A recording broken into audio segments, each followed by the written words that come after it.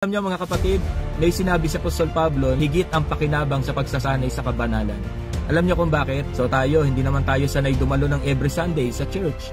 Pero isikap natin, dumalo every Sunday. At yun ay pagsasanay sa kabanalan. Alam niyo sa Revelation chapter 4, ang pagsamba sa langit ay 24/7. Kung dito pa lang sa lupa, naiinip na tayong wag-awitan. Pero alam niyo po ba, pagpunta natin sa langit, walang humpay na pagpupuri ang gagawin natin doon. 24/7, no coffee break. Kaya mga kapatid, pagdating sa langit, puro pagsamba yung gagawin natin. Maraming tao gustong pumunta ng langit, pero ayaw pumunta ng church. Gustong pumasok ng langit, ayaw pumasok sa church.